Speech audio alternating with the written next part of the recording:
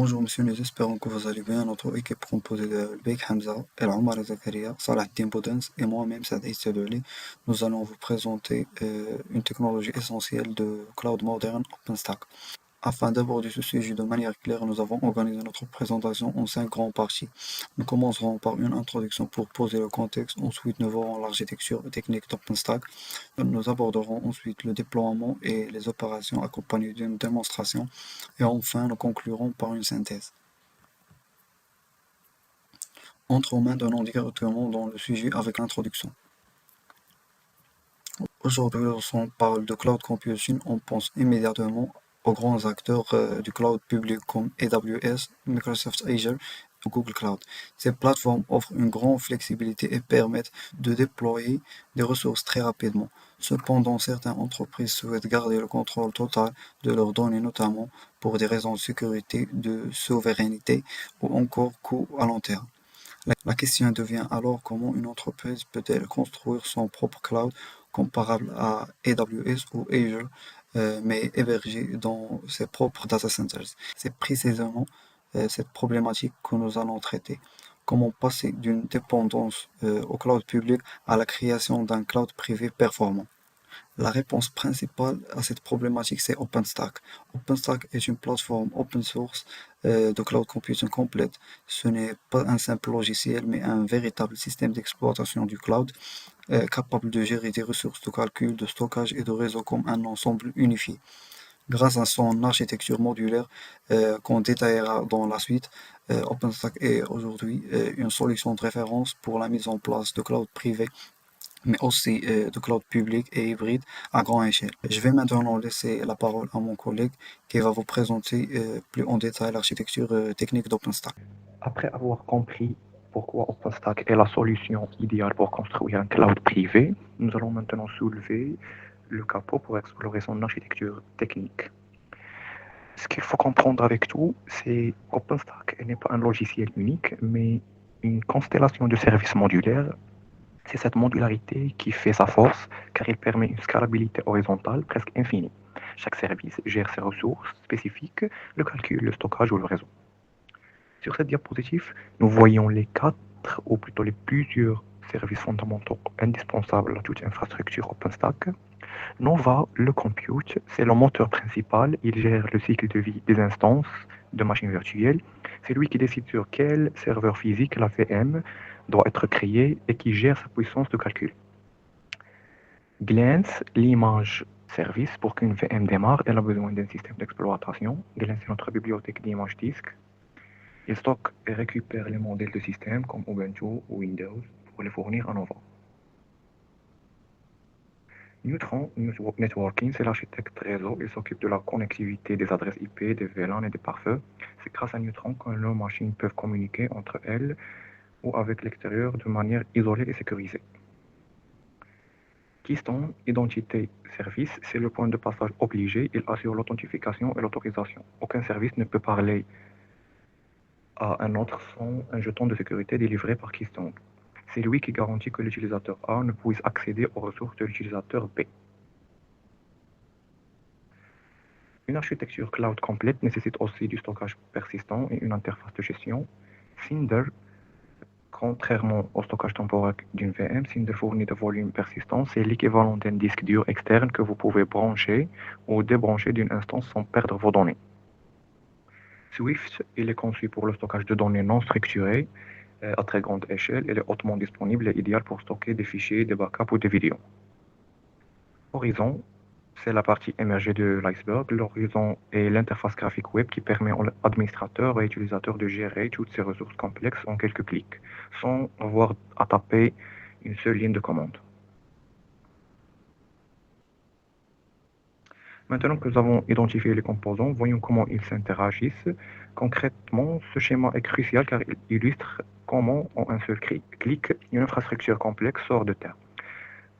Tout commence par l'utilisateur qui utilise l'interface graphique Horizon ou des lignes de commande. Sa requête arrive d'abord au service d'identité Keystone, qui vérifie l'identité de l'utilisateur, est-ce qu'il a le droit de créer une machine sur ce réseau. Et après, une fois qu'il est validé, la demande est transmise à Nova, le cerveau. Nova va consulter sa base de données et ses capteurs pour trouver le serveur physique, l'hyperviseur, le plus apte à accueillir la nouvelle machine virtuelle. Il ne travaille pas seul, il va passer des commandes aux autres services. Par exemple, Nova contacte Glance pour lui donner l'image du Windows ou Linux que l'utilisateur a choisi. Simultanément, Nova aussi va solliciter Neutron pour la partie réseau. Neutron va créer une interface virtuelle, lui attribuer une adresse IP fixe et configurer les règles de parfum pour que la machine soit immédiatement protégée. Ici, l'utilisateur a demandé un disque supplémentaire pour les données. Cinder intervient pour attacher un volume persistant.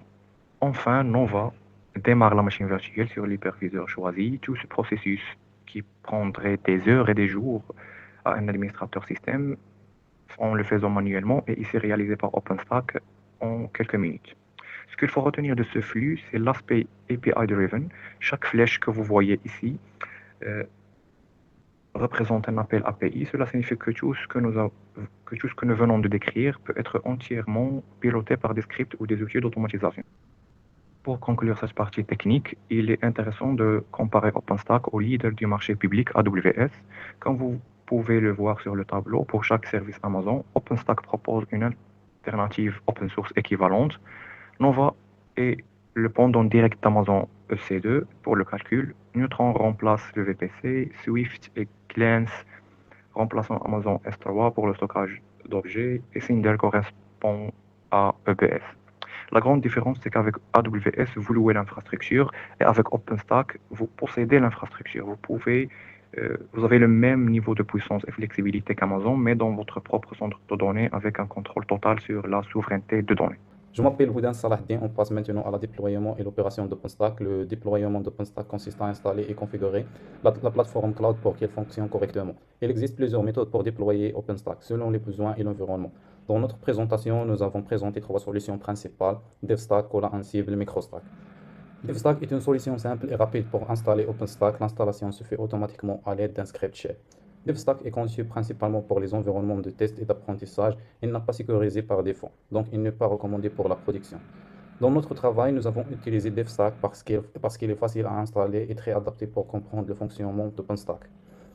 Kola Ansible est une solution plus avancée pour le déploiement d'OpenStack. Il utilise des conteneurs pour exécuter les services OpenStack et Ansible pour gérer et orchestrer ces conteneurs.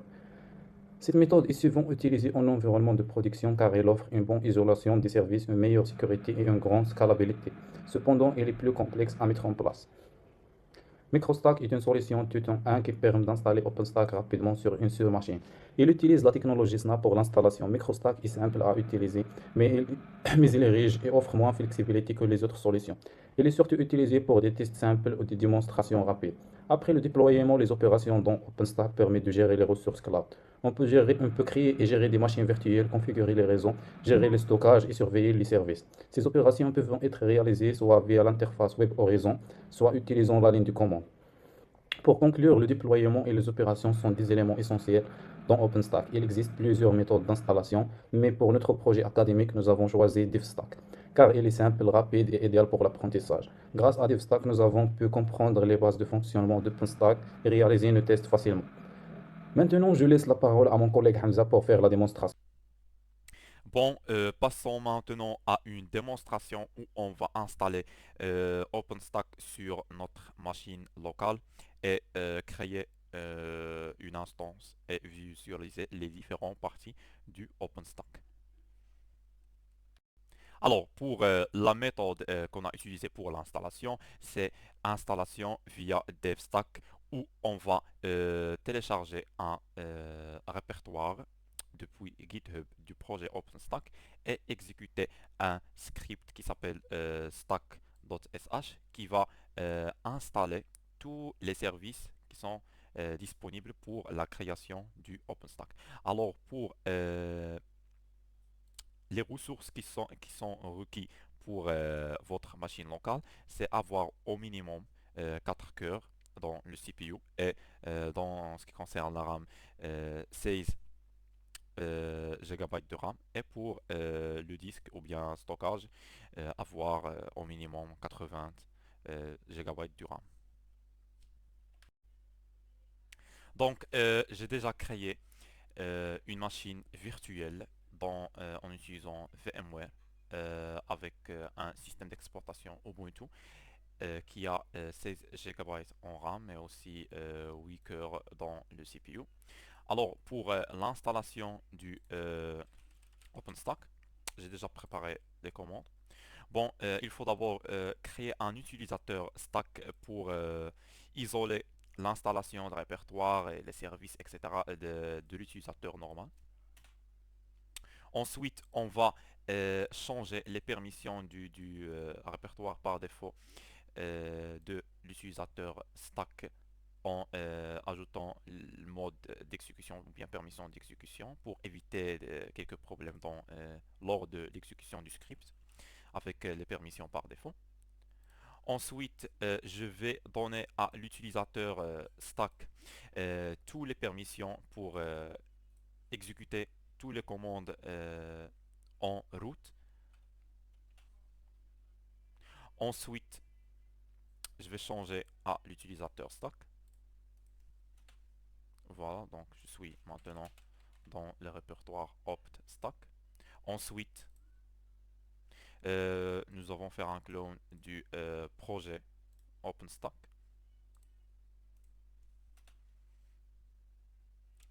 Donc, puisque le projet a une grande taille, donc j'ai déjà préparé une instance ou bien une virtuelle machine dont j'ai déjà téléchargé le répertoire. Donc, voici notre machine. Alors, après avoir téléchargé notre répertoire dans GitHub, je vais changer le répertoire courant en DevStack. Donc, je suis déjà dans DevStack. On peut trouver plusieurs fichiers et plusieurs scripts pour les tests, pour le clean, pour l'installation, etc. Et on a aussi un fichier de configuration. Donc, ce fichier de configuration, on spécifie quelques variables d'environnement qui sont nécessaires pour l'installation des services et leur mot de passe. Donc ici j'ai créé une variable d'environnement qui s'appelle admin password. Donc le mot de passe est secret et pour les autres services j'ai créé le même mot de passe. Alors après avoir fait ou bien après avoir configuré notre fichier localconf avec les paramètres qu'on souhaite, donc on va lancer maintenant notre script d'installation qui s'appelle stack.sh pour installer les services du OpenStack et déployer notre OpenStack sur notre machine. Donc après quelques minutes, l'installation est terminée. Donc on peut maintenant accéder à dashboard du OpenStack. Donc l'utilisateur ou bien le nom d'utilisateur va être admin et le mot de passe va être secret. Le mot de passe qu'on a déjà créé dans le fichier de configuration. Donc, comme vous voyez, on a accédé à le dashboard du OpenStack. Ici, on a deux projets qui sont créés. On a admin et démo. Donc, on va utiliser démo car des paramètres sont déjà configurés pour faciliter la création des instances, etc.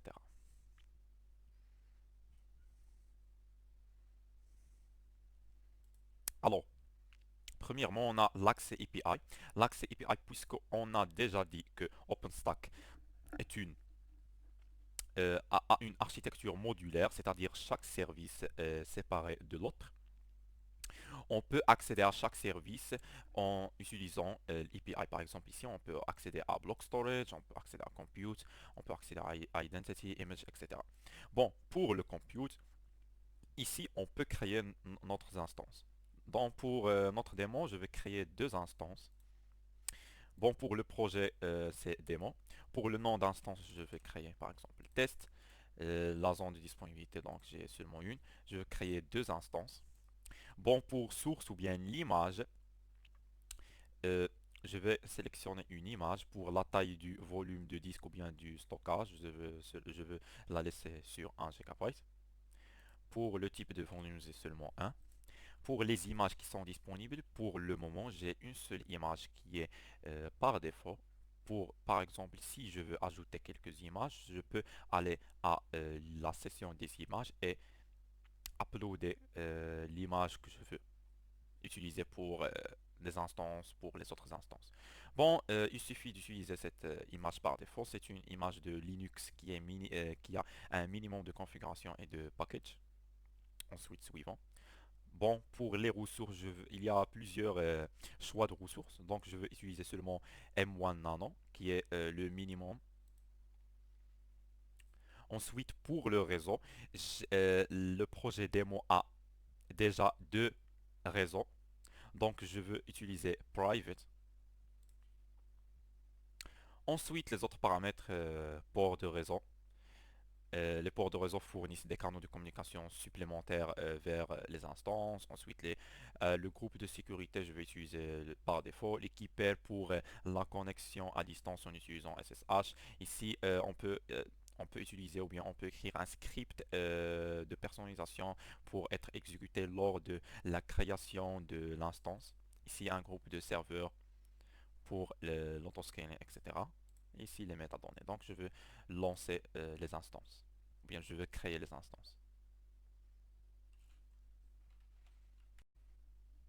Alors, après quelques secondes, ou bien quelques minutes, les instances ont été créées. Donc, je peux maintenant accéder. Et dans le dashboard ici, je peux voir quelques informations. Par exemple, le nom de l'image qui aura été utilisée, l'adresse IP version 4 et version 6, le type des ressources ou bien la catégorie des ressources, paire de clés s'il y a, le statut, la zone de disponibilité, etc.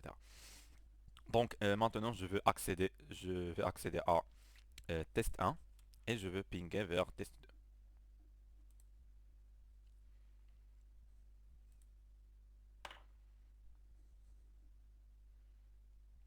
Donc voici le terminal. Donc l'utilisateur par défaut est Cyros et le password c'est go. Yes, go.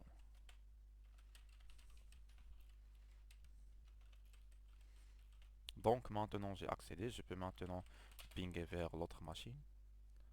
Alors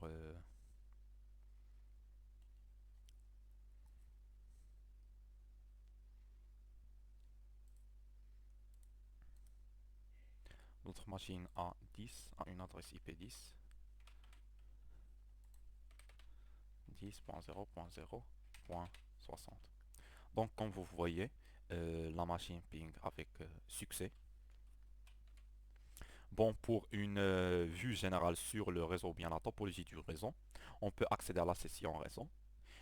Bon, comme vous voyez ici, là, le sous-réseau ou bien le réseau privé où les deux instances appartiennent, qui est connecté à un routeur. Donc ici maintenant, je veux créer une adresse IP flottante. Que veut dire adresse IP flottante? C'est une adresse IP publique qui permet à les instances d'un réseau privé d'accéder au réseau public ou bien à l'Internet. Bon, maintenant je veux créer une adresse publique. Je vais laisser les paramètres par défaut et je veux faire allocation. Bon, après que l'adresse IP flottante a été créée, je veux l'associer à l'une des machines. Par exemple, je vais l'associer à test 1.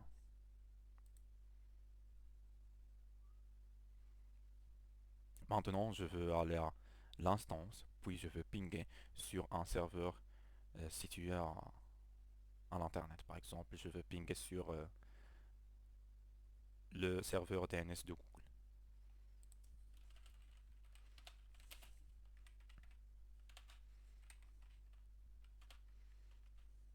Bon, comme vous voyez, le ping a passé. Donc, notre instance peut accéder à l'Internet. Bon, pour les autres sessions, bien les autres services, par exemple, on peut voir les volumes qui sont créés. Par exemple, ici, on a deux volumes qui sont utilisés par les deux instances. On peut voir aussi le topologie réseau comme on a déjà vu. Et on peut voir l'admin, une vue d'admin. Par exemple, ici, une vue de l'ensemble de l'hyperviseur. une vue de l'ensemble des volumes, des types de volumes, etc.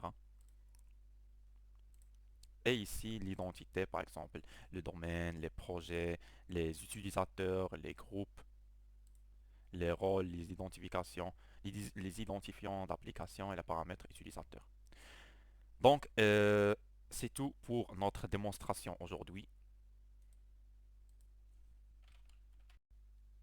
Alors, pour conclure, OpenStack s'impose comme la solution de référence pour bâtir un cloud privé souverain offrant une alternative open source et modulaire aux géants comme AWS en maîtrisant ses services cœur par exemple comme Nova et Neutron ainsi que son déploiement moderne containerisé via Cola Ansible. Nous passons du statut de simple consommateur de services à celui d'architecte infrastructure capable de construire, sécuriser, opérer son propre cloud et merci pour votre attention.